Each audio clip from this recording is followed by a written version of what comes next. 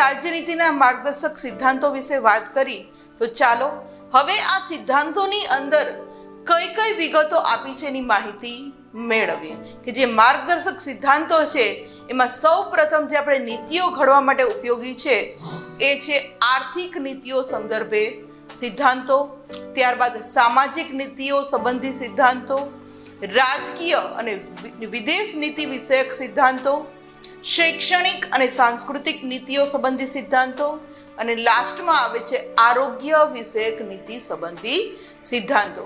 કે રાજ્યને જ્યારે પોતાના કોઈ નીતિ નિયમો ઘડવાના હોય અલગ અલગ વિષયના સંદર્ભમાં, ત્યારે આ સિદ્ધાંતોને ધ્યાનમાં લઈ માર્ગદર્શન મેળવે છે, જે આપણા બંધારણની અંદર આપવામાં આવે છે. તો ચાલો આ એક પછી એક જે સિદ્ધાંતો છે એની વિગતે માહિતી મેળવીએ.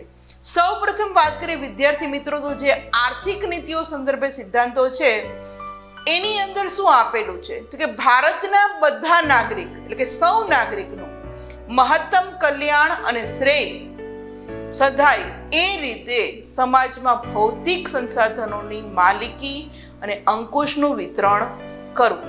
કે જેટલા પણ ભૌતિક સંસાધનો ભારતની અંદર આવેલા છે એનું વિતરણ એવી રીતે કરવું કે સમાજના દરેક વર્ગને એ મળી રહે. એવું નહીં કે સંપત્તિ જે છે એ કોઈ એક વર્ગ હસ્તક જ હોય ને બીજા વર્ગ પાસે કશું જ નહીં, પણ સમાજની અંદર સમાનતા લાવવા માટે દરેક રાજ્ય સરકારે આર્થિક નીતિઓ સંદર્ભે નિયમો ઘડવા જોઈએ. અને આગળ કહ્યું છે કે સંપત્તિ અને ઉત્પાદનના સાધનોનું કોઈ ચોક્કસ સમૂહ કે વર્ગોમાં કેન્દ્રીકરણ ન થાય. કારણ કે જેટલી પણ સંપત્તિ છે એવું ન થવું જોઈએ કોઈ એક ચોક્કસ વર્ગ પાસે ખૂબ સંપત્તિ આવી જાય અને બીજો વર્ગ એ સંપત્તિથી વંચિત રહી જાય. એટલે કે કોઈ એક સમૂહ કે વર્ગના હસ્તક કે કેન્દ્રીકરણ ન થાય એવી અર્થવ્યવસ્થા રચવાની પણ રાજ્ય સરકારની ફરજ છે, કે એને એવા પ્રયાસો કરવા જોઈએ. અને પુરુષો અને સ્ત્રીઓ, આજે તો સ્ત્રીઓ છે એ પુરુષ સમૂહ વળી બની અને દરેક કાર્યક્ષેત્રની અંદર આગળ આવી છે. એટલે પુરુષો અને સ્ત્રીઓને સમાન કામ માટે સમાન વેતન મળે. એ જે કામ પુરુષ કરે છે એ જ કામ સ્ત્રીઓ કરે છે, તો બંનેને વેતન સરખું મળવું જોઈએ. એવું ન થવું જોઈએ કે પુરુષ છે એને વધુ વેતન મળે, સ્ત્રી છે એને ઓછું વેતન મળે. સમાન કામ માટે સમાન વેતન મળે એવા પણ પ્રયાસ રાજ્ય સરકાર કરશે, કે જે આ આર્થિક નીતિના સિદ્ધાંતોની અંદર આપેલું છે. આગળ વાત કરીએ તો કામના સ્થળે જે વ્યક્તિ જ્યાં કામ કરી રહ્યો છે, ભારતનો નાગરિક, એ કામના સ્થળે તમામ કામદારોનું આરોગ્ય જળવાઈ રહે તેવી માનવીય પરિસ્થિતિનું સર્જન કરવું એ પણ જોવાની આપણા રાજ્ય સરકારની ફરજ છે. કે જ્યાં પણ કોઈ ભારતનો નાગરિક કામ કરે છે ત્યાં એનું આરોગ્ય જોખમાય નહીં, એનું આરોગ્ય જળવાઈ રહે એવા હવા, પાણી, ખોરાક મળી રહે એવી પરિસ્થિતિનું સર્જન પણ કરવું જોઈએ. અને સ્ત્રીઓ, પુરુષો અને કુમળી વયના બાળકોનું આર્થિક મજબૂરીના કારણે, ઘણાને મજબૂરી હોય, પૈસા કમાવા જ પડે એવી મજબૂરી હોય, ત્યારે એના કારણે આરોગ્ય કથળે એવા કામ ધંધા કે બિન આરોગ્યપ્રદ સ્થળોએ જઈ અને જોખમી કાર્યો ન કરવા પડે એ પણ જોવાની, તકેદારી રાખવાની રાજ્ય સરકારની ફરજ છે. કે દરેક વ્યક્તિ છે એનું આરોગ્ય કથળે એવા બિચારા કામ ન કરે એ જોવાની પણ કામગીરી છે એ રાજ્ય સરકારની છે. આગળ વાત કરીએ વિદ્યાર્થી મિત્રો, ઔદ્યોગિક એકમોમાં સંચાલનમાં કામદારોની સહભાગીદારી માટે રાજ્ય પ્રયાસ કરશે. કે જ્યાં પણ ઔદ્યોગિક એકમો સ્થપાય છે એના સંચાલનમાં કામદારો પણ હોવા જોઈએ, કે જેથી કામદારોને ખબર પડે કે એનું શોષણ નથી થતું. આ જોવાની પણ ફરજ છે એ રાજ્ય સરકારની રહેશે. આ ઇમેજની અંદર જે આપણે વાત કરી રહ્યા છીએ કે કોઈ મજબૂરીને કારણે કામ ન કરે એ પણ જોવું જોઈએ.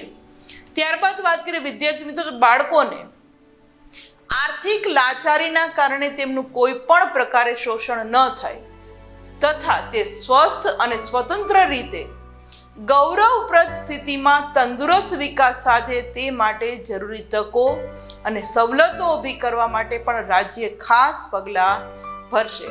એ બાળકો છે, હવે તો આપણે ત્યાં આરટીઈ લાગુ પડ્યો છે. આપણે જોયું હતું હકની અંદર, ફરજની અંદર એ બાળકનો જન્મ છે કે 6 થી 14 વર્ષના બાળકને પ્રાથમિક શિક્ષણ મફત અને ફરજિયાત મળી રહે એનો હક છે.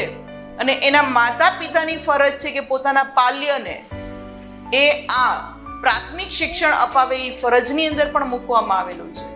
એટલે કોઈ પણ બાળક આર્થિક મજબૂરીના કારણે, લાચારીના કારણે એનું શોષણ થાય, કારણ કે બાળક છે એની પાસે કામ ખૂબ કરાવી લે પણ સામે એને વેતન નથી આપતા, તો આવું ન થાય અને એનો તંદુરસ્ત વિકાસ થાય એ જોવાની, એવી તકો ઊભી કરવાની, એવી સવલતો ઊભી કરવાનો પણ રાજ્ય સરકાર છે એના માટે ખાસ પગલાં ભરશે. બાળકને આ માટે જ આપણે 2009ની અંદર આરટીઈ લાવ્યા છીએ કે બાળક છે એ કામ ધંધો ન કરે ને પહેલા પ્રાથમિક શિક્ષણ મેળવી લે પછી કામ કરે. અને જે આપણે બાળ મજૂરીના જે કાયદા લાવ્યા છે આ માટે જ લાવ્યા છે, આને આધારે જ આપણે લાવ્યા છીએ. સ્ત્રીઓને પ્રસૂતિ સમયે જરૂરી રજાઓ તથા રાહત પૂરી પાડવામાં આવે. કારણ કે સ્ત્રી છે જ્યારે મા બનવાની હોય છે, પ્રસૂતિનો સમય હોય છે, ત્યારે એને 6 મહિનાની, અત્યારે તો આપણે ગવર્મેન્ટે 6 મહિનાની રજાની મંજૂર કરે છે, એ સવેતન. ક્યારેક આપણને એવું થાય છે કે પ્રાઇવેટ સેક્શનની અંદર આ રૂલ, પણ દરેક ક્ષેત્રની અંદર આ રૂલ આવી ગયો છે કે દરેક સ્ત્રી જ્યારે મા બનવાની હોય છે, એનો પ્રસૂતિનો સમય હોય છે, ત્યારે એને જરૂરી રજા આપવી જોઈએ, એને રાહત પૂરી પાડવી જોઈએ. કામદાર રાજ્ય વીમા ધારો, બોનસ ધારો, પ્રસૂતિ રજાનો ધારો, ગ્રેચ્યુઇટી ધારો વગેરે કાયદાઓ માનવીય ધોરણે મળે તેવા ઉદ્દેશથી ઘડવામાં આવ્યા છે કે જ્યાં પણ કામદારો કામ કરે છે ત્યાં એનો વીમો હોવો જોઈએ કે નહીં ને કામના સ્થળે એને કંઈ થાય તો એના પરિવારને આગળ ગુજરાન ચલાવવા માટે એને રકમ મળી રહે, એનો વીમો હોવો જોઈએ કે એનું એક્સિડન્ટ થાય તો એના ખર્ચા માટે પણ એને વીમો મળી રહે, એને દર વર્ષે બોનસ મળવું જોઈએ. સ્ત્રી છે તો એને પ્રસૂતિ રજા એટલે કે મા બનવાની છે ત્યારે થોડાક ટાઈમની એને જે રજા મળે છે, આ બધા ધારા છે એ આ માટે જ ઘડવામાં આવ્યા છે કે બધાનો વિકાસ થાય.